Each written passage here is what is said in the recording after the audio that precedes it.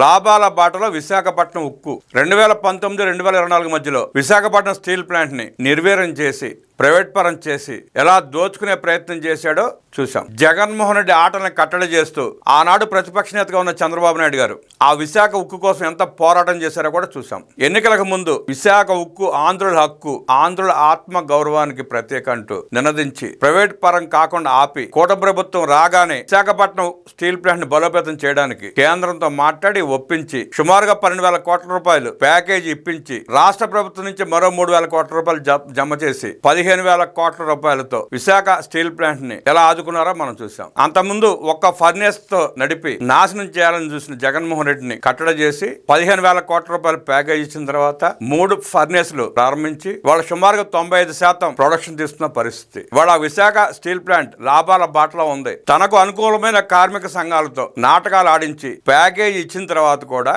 జగన్మోహన్ రెడ్డి చేయని ప్రయత్నం లేదు. విశాఖ స్టీల్ ప్లాంట్ ని ఎలా అబాస్పాలు చేయాలని జగన్మోహన్ రెడ్డి ఆ తొట్టి గ్యాంగ్ చెయ్యని ప్రయత్నం లేదు. వాళ్ళందరికి బుద్ధి చెబుతూ చంద్రబాబు నాయుడు గారు విశాఖ స్టీల్ ప్లాంట్ ని ఎలా ముందుకు తీసుకువెళ్తున్నారో తాజా పరిస్థితి ఇది. రాష్ట్రం మీద అభిమానం, ప్రజల మీద ప్రేమ, ఆ సంస్థల పట్ల గౌరవం ఉన్న ఏ వ్యక్తి అయినా ఏ ముఖ్యమంత్రి అయినా చేసే పని ఇదే. నాడు జగన్మోహన్ రెడ్డి దోచుకోవడానికి ప్రయత్నం చేస్తే విశాఖ స్టీల్ ప్లాంట్ ప్రైవేట్ పరం చేసి ఆ భూములు సగం నొక్కేద్దామని చూశాడు జగన్మోహన్ రెడ్డి. దోపిడీకి తప్ప, తన స్వలాభం కోసం తప్ప రాష్ట్రానికి, ప్రజలకి, కార్మికులకి జగన్మోహన్ రెడ్డి చేసింది శూన్యం. ఇవాళ ఆస్తులన్నింటినీ రక్షించి లాభాల బాట పట్టించి ఆ కార్మికుల జీవితాల్లో వెలుగులు నింపి విశాఖ ఉక్కు ఆంధ్రుల హక్కు అన్న నినాదాన్ని సజీవంగా ఉంచి ఆంధ్రుల ఆత్మాభిమానాన్ని కాపాడిన చంద్రబాబు నాయుడు గారికి ఉత్తరాంధ్ర ప్రజలు జై జయధ్వానాలు పలుకుతున్నారు. ఏడాదిన్నరలోనే అనూహ్య ప్రగతిని సాధించి 2026 జనవరి నాటికి 54 కోట్ల రూపాయల లాభాన్ని ఆర్జించింది విశాఖ స్టీల్ ప్లాంట్. కేంద్ర రాష్ట్ర ప్రభుత్వాలు అందించిన సహకారంతో గత నష్టాల నుంచి బయటపడి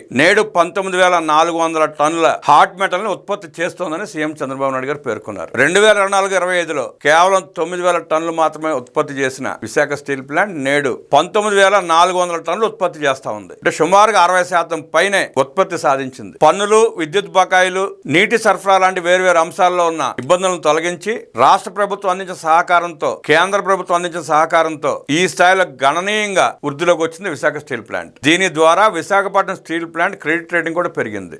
అన్ని విభాగాలలో నూతన విధానాన్ని ప్రవేశపెట్టి స్టీల్ ప్లాంట్ మరింత బలోపేతం చేయాలని సమీక్షా సమావేశంలో ముఖ్యమంత్రి గారు అధికారులకు దిశానిర్దేశం చేశారు. అనుభవం ఉన్న పాలకుడిని, దార్శనికుడిని, రాష్ట్రం పట్ల ప్రేమాభిమానులు ఉన్న నాయకుడిని ఎన్నుకుంటే ఎలా ఉంటుంది అన్నది కూటమి ప్రభుత్వం ఉదాహరణ. చంద్రబాబు నాయుడు గారు ముఖ్యమంత్రి అయిన తర్వాత అస్తవ్యస్తంగా ఉన్న రాష్ట్రాన్ని, దివాళా తీసిన రాష్ట్రాన్ని, కొత్త పరిశ్రమలు రాకపోగా ఉన్న పరిశ్రమలు కూడా పారిపోయిన రాష్ట్రాన్ని, ఆర్థికంగా దివాళా తీసి కోలుకోలేని స్థితిలో ఉన్న రాష్ట్రాన్ని ఈ 18 మాసాలను ఎలా అభివృద్ధి చేశారో, ఎన్ని పరిశ్రమలు తీసుకొచ్చారో చూసాం. అది ముఠా నాయకుడికి ప్రజానాయకుడికి ఉన్న తేడా. ముఠా నాయకుడు దోచుకుని పారిపోతే ప్రజానాయకుడు వచ్చి వ్యవస్థను సరిచేసి అన్నింటినీ గాడిలో పెట్టి రాష్ట్రాన్ని ఎలా అభివృద్ధి చేస్తున్నారో చూస్తున్నాం. ఎన్నికలకు ముందు ఈ రాష్ట్రాన్ని అభివృద్ధి చేయడం ఎవరి వల్ల అవుతుంది, ఈ రాష్ట్రం మళ్ళీ కోలుకుంటుందా, మరో శ్రీలంక అవుతుందా అన్న భయాందోళన వ్యక్తం చేసిన ప్రజలు చంద్రబాబు నాయుడు గారు ముఖ్యమంత్రి అయ్యి అభివృద్ధి చేయడం మొదలుపెట్టిన తర్వాత, ఈ స్థాయికి తీసుకొచ్చిన తర్వాత కూటమికి కట్టబెట్టిన ఘన విజయానికి సంతృప్తి వ్యక్తం చేస్తున్నారు ప్రజలు.